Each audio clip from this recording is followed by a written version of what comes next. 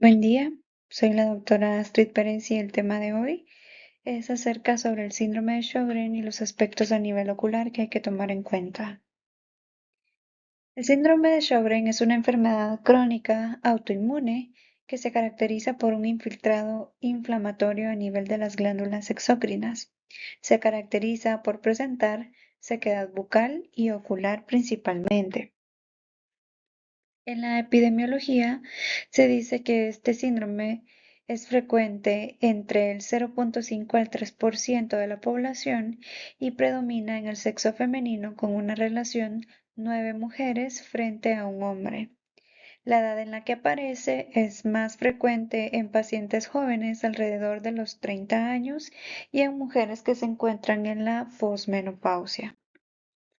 La fisiología o fisiopatología se dice que este síndrome se caracteriza por la infiltración de linfocitos T a nivel de las glándulas exócrinas.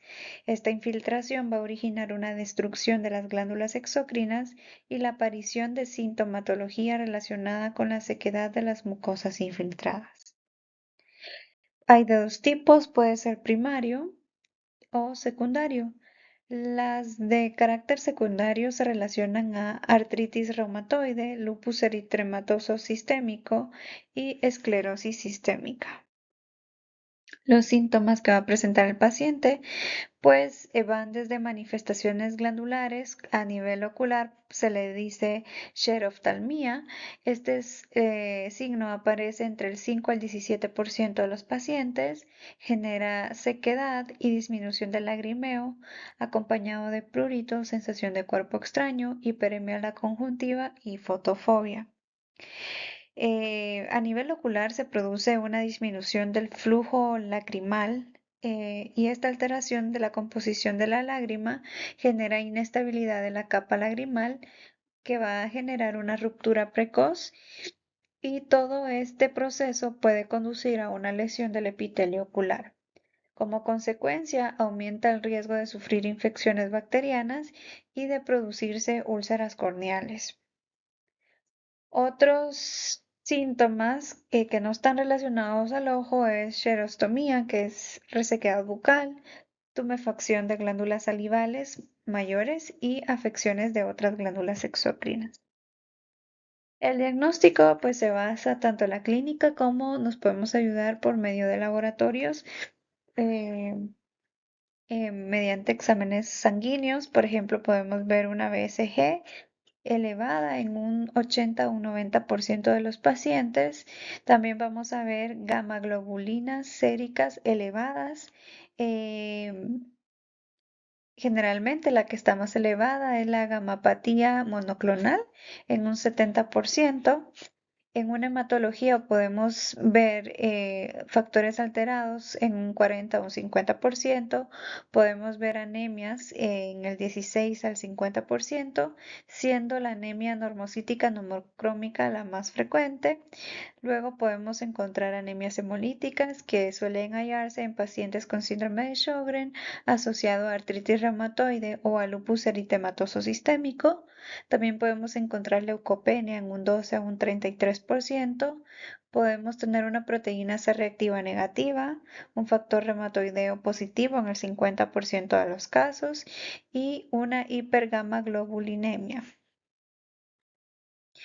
También podemos hacer perfiles inmunológicos, utilizar los anticuerpos antinucleares superiores, vamos a encontrarlas en un 80%. También podemos utilizar anticuerpos anti-Ro, SSA y anti-LA-SSB. Se consideran los más específicos para el diagnóstico de síndrome de Sjögren, aunque aparezcan en un porcentaje variable de un 30 a un 70%. Y en el 16% de los pacientes también podemos hacer de cuenta para detectar este síndrome de Sjögren unas crioglobulinas y en el 12% una hipocomplementemia. A nivel de diagnóstico a nivel ocular, podemos hacer una prueba que se llama test de Schirmer, que consiste en colocarle al paciente unas tiras de papel y pues se considera a nivel ocular y la podemos dejar por 5 minutos y la prueba es positiva cuando a los 5 minutos la lágrima ha empapado el papel en menos de 5 milímetros. También otro tipo de estudio a nivel de la lámpara de hendidura, podemos ver el tiempo de ruptura lagrimal colocándole fluoresceína al ojo y ver en cuánto tiempo se rompe la lágrima. Se dice que las personas que tienen una ruptura lagrimal menor a 10 se les considera como un factor de riesgo para ojo seco y a considerar que tiene ojo seco. También podemos hacer uso de la tinción de bengala, rosa de bengala. Esto lo podemos colocar en el ojito y dejar actuar y ver cómo hay cambios en el epitelio corneal. En el algoritmo también podemos hacer como un resumen de cómo hacer el diagnóstico. Si tenemos un paciente con xerostomía o xeroftalmía, o sea, resequedad ocular o bucal, o tiene las dos, vamos a explorar a nivel oftalmológico con el test de Schirmer, rosa de Bengala. Podemos hacer uso de la gammagrafía, el perfil inmunológico, ¿verdad? Ya antes mencionado los anticuerpos.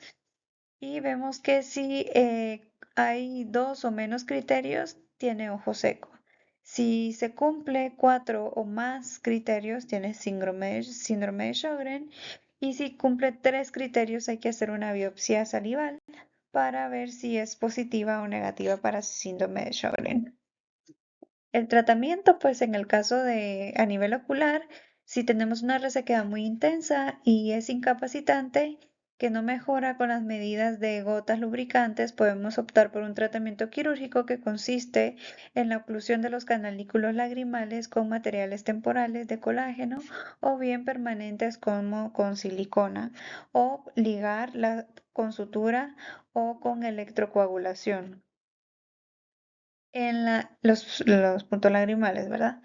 En la actualidad disponemos de agonistas muscarínicos como la pilocarpina y la cebemelina que estimulan la secreción acuosa en pacientes sin gran atrofia glandular. El clorhidrato de pilocarpina, pues es un agente parasimpático mimético, colinérgico, con acción agonista sobre el receptor muscarínico 3 de las glándulas salivales. Se recomiendan dosis de este medicamento de 5 miligramos 4 veces al día. Los efectos secundarios principales son cefalea, náusea, sudoración, dolor abdominal y está contraindicado en pacientes con asma bronquial mal controlada y glaucoma. La cebemelina no se comercializa en Europa y en los países en que se utiliza se recomienda dosis de 30 miligramos cada 8 horas. Produce menos sudoración que la pilocarpina, pero más náusea y diarrea.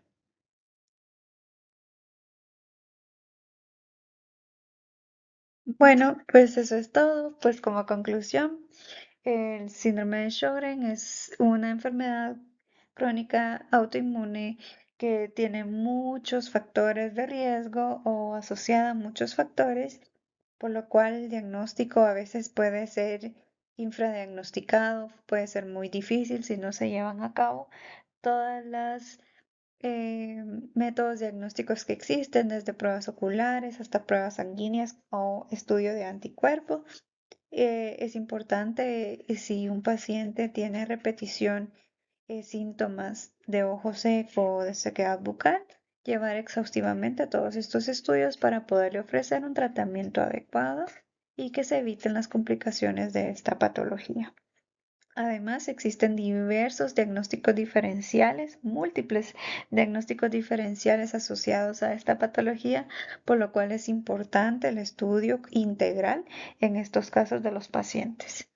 Esta es la bibliografía que utilicé, lo saqué de un estudio que fue publicado en el 2010 que habla sobre los aspectos actuales del síndrome de Sjögren, tanto etiopatogenia, manifestaciones clínicas, diagnóstico y tratamiento, y fue de la especialidad de reumatología, pero también hablaban sobre manifestaciones oculares, por lo cual tomé en cuenta este artículo para hacer la charla.